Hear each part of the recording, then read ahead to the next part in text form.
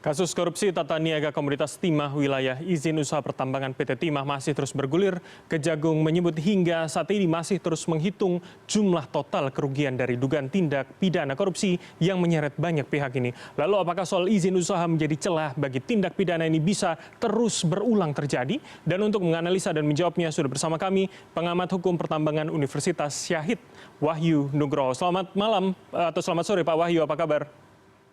Selamat sore, Mas Bram. Baik, alhamdulillah. Alhamdulillah dalam kabar baik begitu Pak Wahyu. Jadi langsung saja soal izin usaha, terutama adalah pertambangan begitu. Memang ini menjadi celah besar begitu untuk kemudian industri ini, Pak Wahyu? Ya, izin usaha pertambangan itu sebenarnya sudah menjadi permasalahan yang sangat kompleks. Beberapa belakangan ini itu celah awal yang bisa dimanfaatkan oleh para oknum ya, yang kemudian menyeret para aktor ya, baik itu dari aktor negara ya, kemudian aktor swasta, bahkan aktor sampai di tingkat pemerintahan daerah yang itu memang ada regulasi yang dimanfaatkan untuk melakukan tindak pidana korupsi. Oke. Seperti itu. Pak Wahyu, jadi artinya celahnya itu memang karena soal pengawasan yang tidak ketat atau regulasi yang memang dibuat mempermudah atau memang sengaja untuk mempermulus hal-hal yang maladministrasi seperti ini? Saya kira ini sangat complicated ya. Selain regulasi, juga faktor pengawasan juga. Di dalam regulasi Undang-Undang Pertambangan 3/2020 yang kemudian juga ada beberapa poin mengalami perubahan di dalam Undang-Undang Cipta Kerja yang semangatnya itu adalah investasi perizinan berusaha. Nah, disinilah peran swasta ya itu seringkali memanfaatkan oknum-oknum negara bagaimana untuk bisa memuluskan perizinan. Itu yang pertama. Kemudian yang kedua dari aspek pengawasan.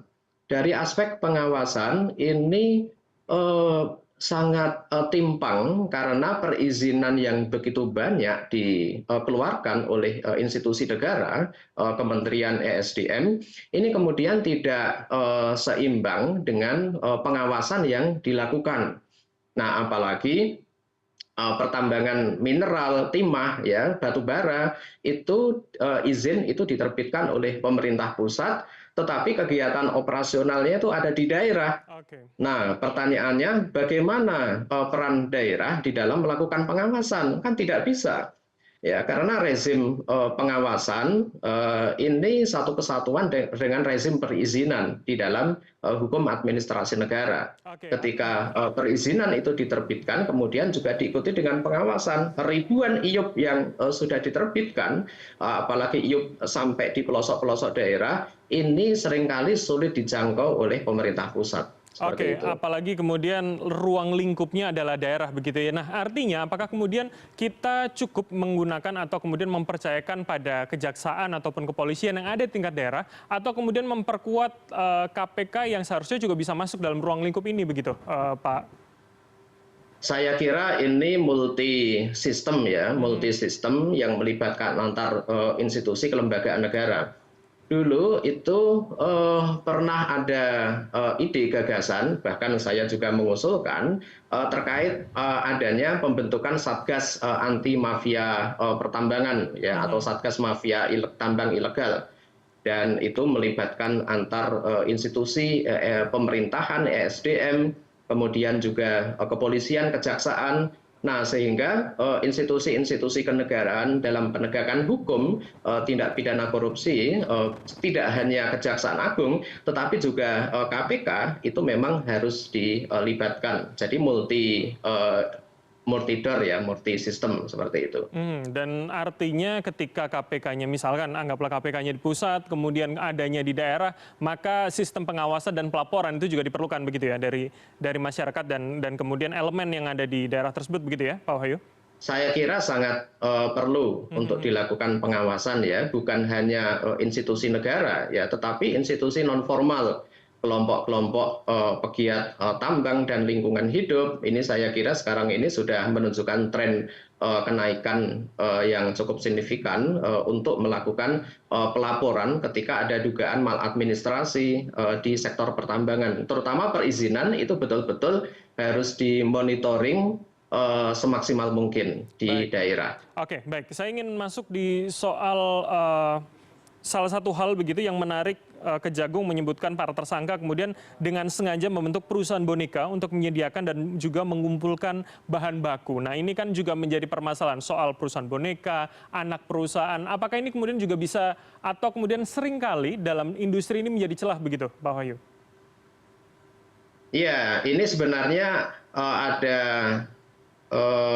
permainan yang kemudian diciptakan sendiri oleh negara, perusahaan-perusahaan boneka, ya, apakah juga termasuk tambang-tambang liar, ini juga berkolaborasi, ya, bukan hanya bekerja sama, tetapi juga berkolaborasi dengan perusahaan-perusahaan negara, ya, BUMN, ya, anak cabang anak perusahaan BUMN PT Timah ini sangat dalam tanda kutip juga ada kemungkinan untuk ikut bermain dengan pelaku-pelaku tambang liar. Nah, ini juga membahayakan, ya, karena BUMN, ya, perusahaan tambang milik negara ini kemudian juga dalam tanda kutip menciptakan perusahaan boneka untuk bisa memanfaatkan dan bisa mengeruk kerugian keuangan negara. Ini sangat membahayakan bagi negara ini. Oke, itu artinya kenapa Pak? Karena kemudian perusahaan boneka ataupun kemudian anak perusahaan itu menjadi ada pos lain begitu yang kemudian bisa menjadi celah ataupun tindak pidana korupsi di situ? Atau seperti apa? Ya, karena ini menunjukkan ini, ya, beberapa tren yang cukup signifikan, ya, terutama ada celah-celah yang kemudian bisa dimanfaatkan, ya, oleh negara, ya, melalui perusahaan boneka itu, ya, atau berbagai cara digunakan, ya, bagaimana cara itu agar negara ini bisa leluasa bergerak ke sana kemari, yang pada intinya perizinan itu diterbitkan, ya, tetapi kemudian setelah diterbitkan tinggal pergi, ya, tidak ada fungsi-fungsi pengawasan, bahkan Gakumdu, penegakan hukum terpadu itu tidak dijalankan. Akhirnya apa? Kebocoran negara di dalam melakukan pengawasan sampai kemudian merugikan sekian triliun, ya, bahkan tadi data Kejaksaan Agung itu sampai sekian 271 triliun. Ini luar biasa. Bahkan sangat dimungkinkan bisa bertambah ini.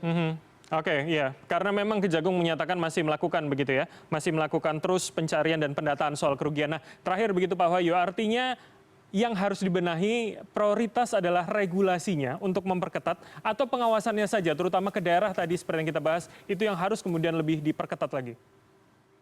Kalau menurut saya pengawasan, ya, karena pengawasan ini menjadi kunci utama, ya, di dalam mengusut tuntas, ya, tindak pidana korupsi di sektor pertambangan, khusus lagi timah yang memang penguasaan oleh negara, ya, itu dalam rangka untuk hajat hidup orang banyak, tetapi malah justru diambil oleh pihak-pihak lain untuk memanfaatkan keuntungan ini.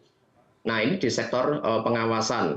Nah, sehingga pembentukan adanya Satgas anti mafia pertambangan, ya, tambang liar, atau Satgas korupsi anti korupsi di sektor pertambangan, ini saya kira harus segera dibentuk, ya, dengan mulai dengan berbagai regulasi, ya, apakah melalui Perpres yang langsung di bawah tanggung jawab presiden, ya, atau seperti apa, ya, yang jelas itu sektor pengawasan itu harus diutamakan, ya.